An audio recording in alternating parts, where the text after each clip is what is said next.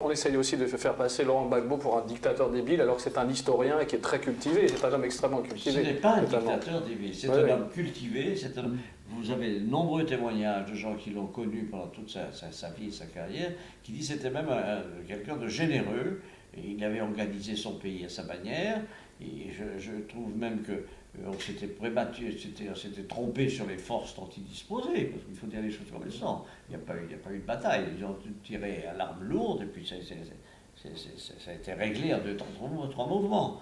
Bon, quand même moins rapidement que ce qu'ils nous avaient annoncé. Ils nous ont dit, sous les 24 heures ça va tomber, ils ont tenu quand même 15 jours. Oui. Ce qui a quand même commencé à instiller le doute dans la population. Écoutez, si les Français n'étaient pas intervenus d'une manière aussi cynique, Gbagbo serait au pouvoir.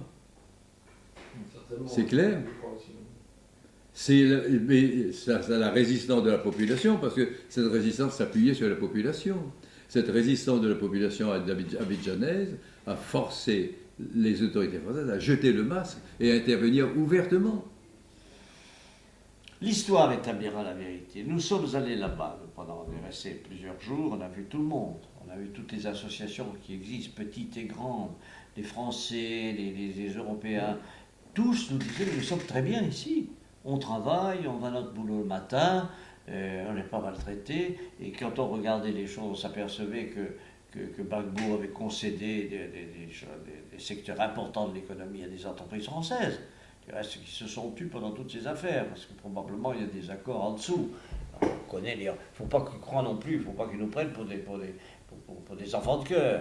On sait aussi ce qui se passe entre les accords qui se font les uns les autres. Bon, sans doute ont-ils trouvé quelqu'un qui sera plus docile, tandis que Gbagbo, il était régulier, il était honnête, et il faisait les choses au grand jour. Voilà. Des grandes entreprises françaises travaillaient tranquillement là-bas. Et tous les Français qui y étaient, nous disaient, mais on ne comprend pas l'attitude de la France. La France va générer des conflits et des difficultés. C'est exactement ce qui se passe. Vous remarquerez que les deux pays dans lesquels on intervient militairement en ce moment sont des pays extrêmement riches. En Libye, il y a le pétrole, alors les ressources naturelles. En Côte d'Ivoire, n'en parlons pas. Et ce qu'il faut dire aussi, c'est que les petits pays autour de la Côte d'Ivoire qui ont approuvé la France, c'est des pays pauvres qui vivent de subsides français. Mais je crois que, contrairement à ce que les gens pensent, que Gbagbo a quand même beaucoup plus d'amis qu'on ne le dit. Je voulais que vous m'en disiez. C'est très vrai. Je vais même vous faire le confident, j'ai même été surpris de voir que, à partir du moment où on a déboulonné la statue, tout le monde ne fuyait pas partout. Ça n'a pas été très courageux de la part de certaines personnes qui devaient toute leur carrière à Gbagbo, c'est vrai. Mais au moins, il n'y a pas eu cette ruée. Hein, il n'y a pas eu, comme au moment de l'occupation, de la collaboration. Hein, il n'y a pas eu.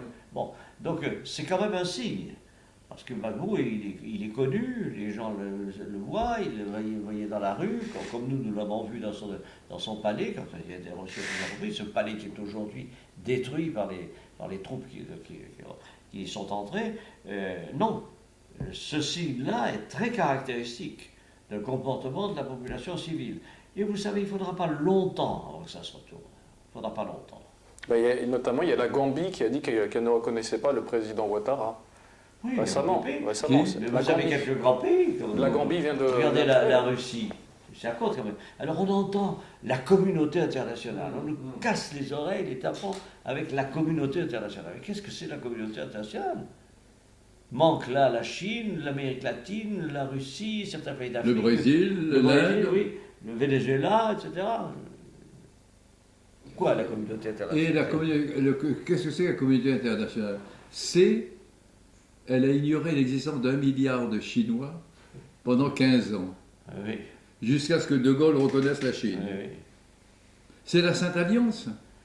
La communauté internationale, c'est après le congrès de Vienne, après Waterloo, tous les États réactionnaires d'Europe allient entre eux. Et tout ça, ça vient de l'ONU, parce que déjà le général de Gaulle appelait ça ce machin. Oui. On s'en rappelle de ça. Il n'est plus que jamais le machin.